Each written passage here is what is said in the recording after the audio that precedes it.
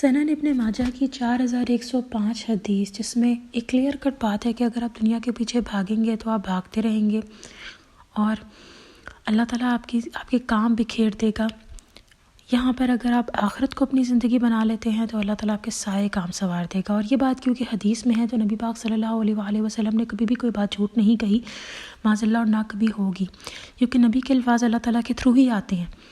تو نبی خود سے تو کوئی بات نہیں کرتے۔ یہ بھی ہمیں قرآن پاک میں ہم نے سنا ہے،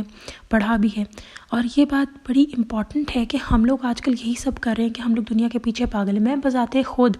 اس چیز کا شکار ہوں کہ جس دن سارا دن میں بس اپنے کام کو ٹائم دینے کی کوشش کرتی ہوں کہ میں کسی طرح کر لوں، آلدو میں ایون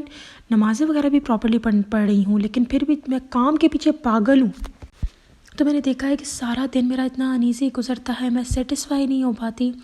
اور سارا دن میں صرف اور صرف یہی سوچتی رہتی ہوں کہ کام کر بھی رہی ہوتی ہوں پھر بھی سیٹسفیکشن نہیں مل رہی ہوتی، ایسے بکھر جاتے ہیں کام کے، سکون نہیں مل رہا ہوتا۔ بے شک میں یہاں پہ آپ کو کوٹ کیا کہ میں نماز پڑھ رہی ہوتی ہوں، لیکن پھر بھی وہ جو ذکر اذکار بندہ بیچ میں چھوڑ دیتا ہے۔ ایون میں نے ایک دن تھا میرے ساتھ ایسا کہ میں نماز پڑھ رہی تھی، قرآن پڑھ رہی تھی،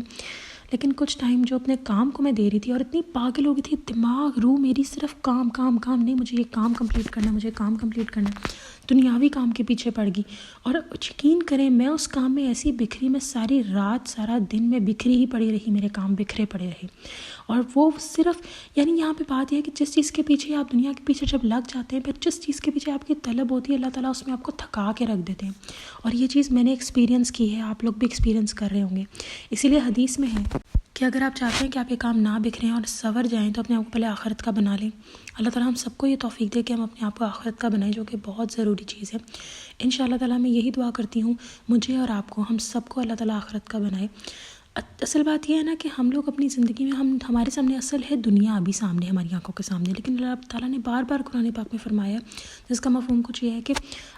اپنی آنکھوں سے پھر وہ لوگ دیکھ لیں گے، اصل طریقے سے وہ لوگ دیکھ لیں گے کہ اصل میں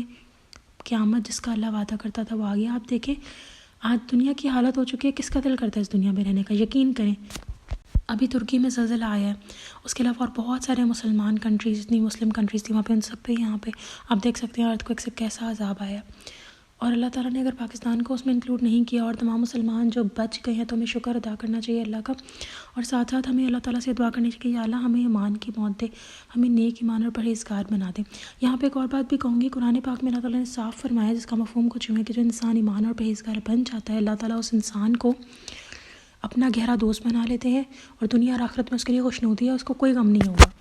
تو جب آپ کی زندگی میں غم بھر جائیں تو یہ بات سوچیں کہ ایسی کیا وجہ ہے کہ میری زندگی میں غم بھر رہے ہیں، کیونکہ میں اپنے آپ کو، میں وہ انسان ہوں جو آخرت کے اوپر عمل نہیں کر رہی یا کر رہا۔ So when your life is falling apart, جب آپ دیکھیں کہ میری زندگی بالکل پھٹ رہی ہے اور کسی بھی راہ پہ نہیں جا رہی، تو جان رکھیں کہ آپ لوگ صرف اور صرف آخرت کو بھول رہے ہیں، اور اس کے علاوہ کچھ بھی نہیں ہے۔ اینڈ آئی وڈ لائک، میں اپنی لائف سے بہت دفعہ یہ چیز جیسے کہہ لیں کہ نا کتنی زندگی ہے، کتنا جی لوں گی، 70 سال تک جی لوں گی کیا؟ 70 سال تک پیسہ کماتی رہوں گی، 70 سال تک کھاتی پیتی رہوں گی، 70 سال تک اپنے رشتہ داروں کے ساتھ انجوائے کرتی رہوں گی؟ دنیا کے پیچھے 70 سال بھی کم ہے۔ ہم لوگ جب دنیا کی خوشیوں میں پڑ جاتے ہیں تو پھر ہم بس دنیا میں ہی رہتے ہیں، لیکن میں نے دیکھا ہے کہ یہ خوشی، یہ لذت ایک تو ٹیمپریری ہے، اور تب تو بالکل بھی نہیں ملتی جب آپ پاگلوں کی طرح ہاتھ دھو کے پیچھے پڑ جاتے ہیں اس کے۔ سو آئی وڈ ریئلی ریکمینڈ کہ ہم سب مل کے اس حدیث پر عمل کریں۔ سنن ابن ماجہ کی 4105 حدیث ہے، تو میری دعا ہے کہ اللہ تعالیٰ ہم سب کو اس پہ عمل کرنے کی توفیق عطا فرمائے، آمین۔